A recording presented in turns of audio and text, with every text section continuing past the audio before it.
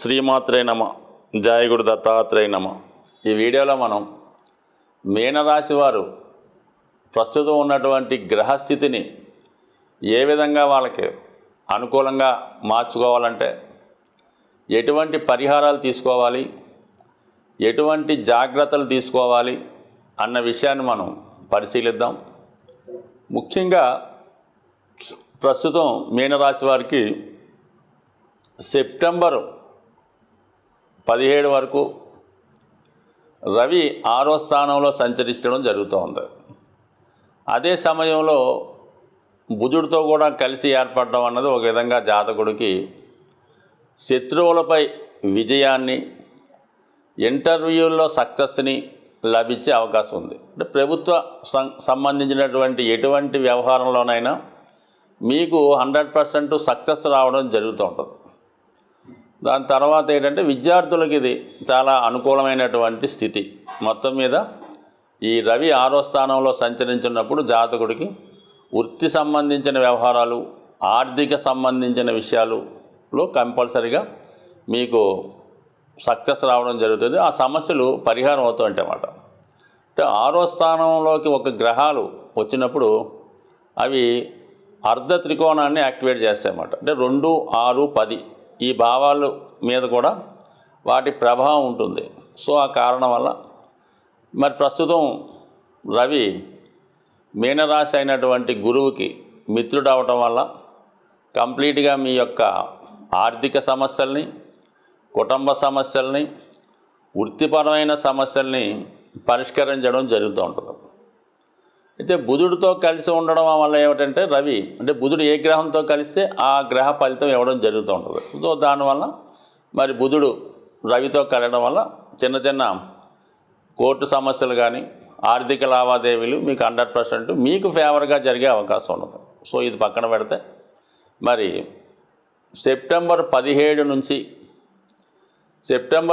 నుంచి అక్టోబర్ 17 మధ్యలో సప్తమ స్థానంలో సంచారం, అలాగే అక్టోబర్ 15 నుంచి నవంబర్ మధ్యలో తులారాశి సంచారం, ఈ రెండు కూడా మీకు కొంతవరకు ఇబ్బందులు పెడతా ఉంటాయి అన్నమాట. అంటే ఎందుకంటే సప్తమం, అష్టమం అనేది నీచ స్థితి.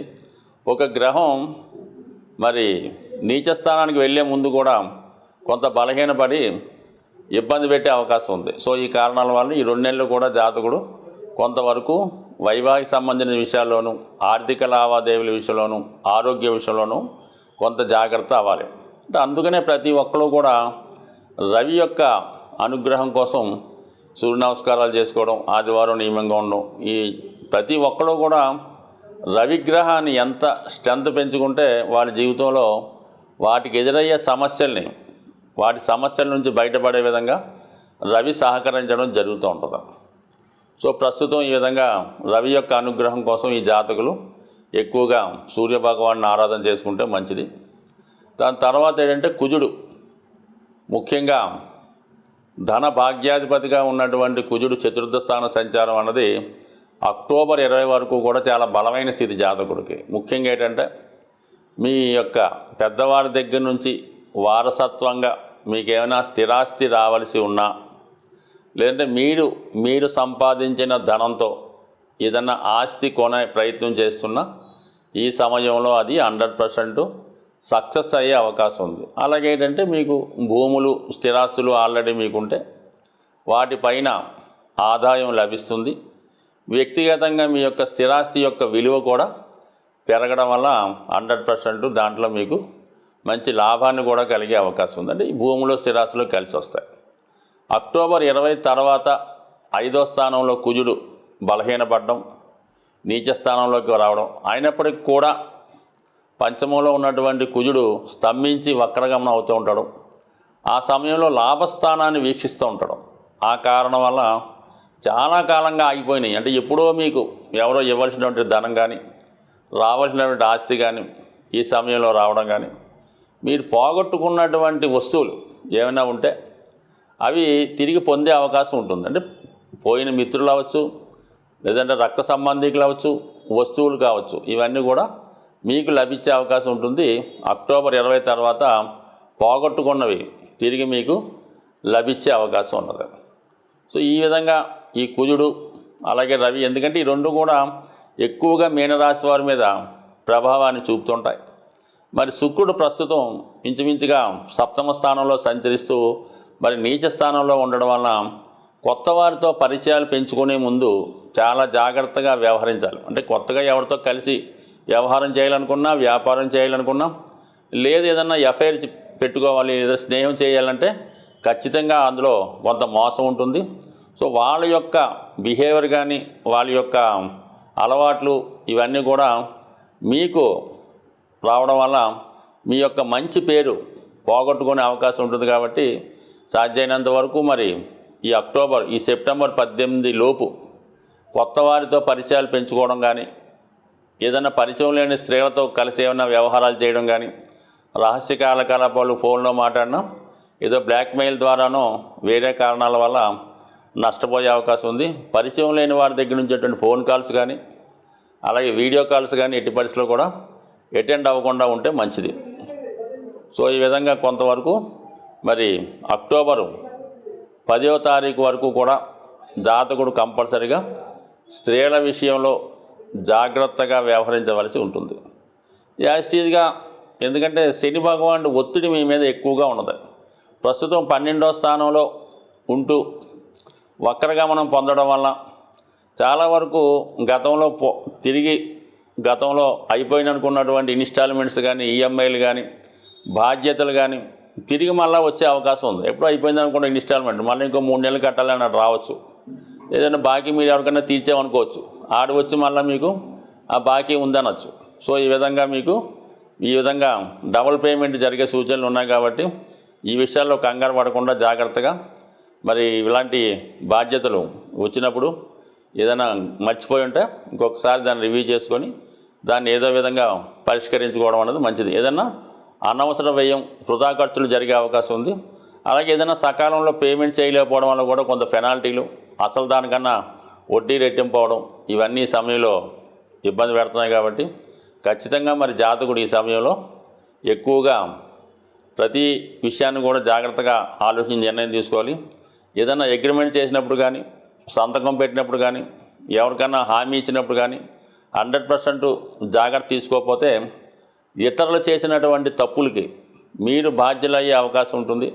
తర్వాత ఎంత పశ్చాత్తాపడినా దాని నుంచి బయటపడలేకపోతుంటారు. దీనికి కొంతవరకు మీ యొక్క బలహీనత కారణం అవుతుంటుంది. అది ఏదన్నా అవ్వచ్చు.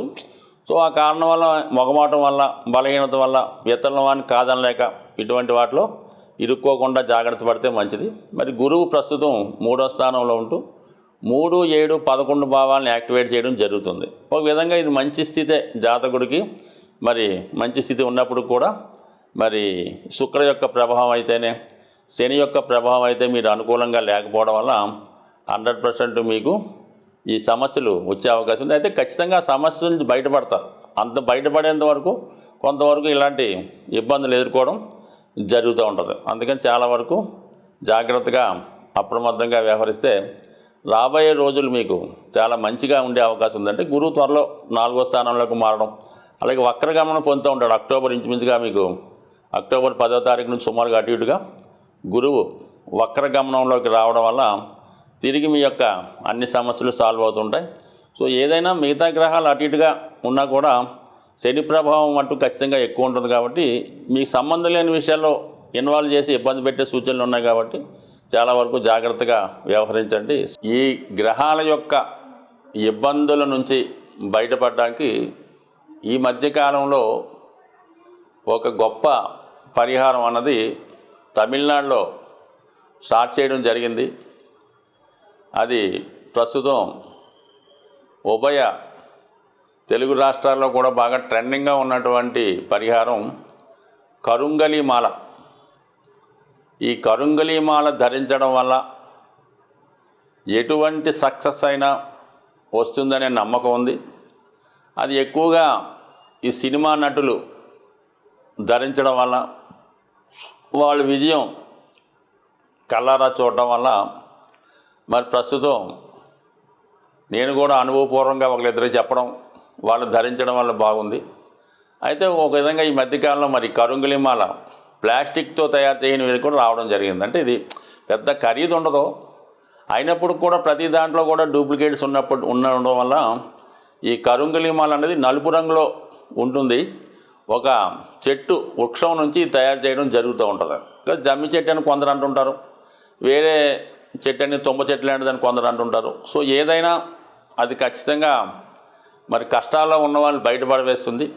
కేవలం ఆ మాల ఒక్కటే ధరించడం కాకుండా ముఖ్యంగా సుబ్రహ్మణ్య స్వామి యొక్క సంకల్పం, సుబ్రహ్మణ్య స్వామి యొక్క ఆశీస్సుల కొరకు మరి ఒక విధంగా ఈ మాల బాగా ఇబ్బందుల్లో ఉన్నాం, ఇంక మన వల్ల ఏమీ అవడం లేదు, కేవలం ఇదే పరిష్కారం, ఒకటి గ్రామం నుంచి వెళ్ళిపోవడం లేదంటే ఇంకోటి అలా అనుకుని అటువంటి స్థితిలో ఉన్నవాళ్ళు ధరించడం వల్ల ఖచ్చితంగా ఇది మీకు ఆ సమస్య నుంచి బయటపడడం జరుగుతూ ఉంటుంది.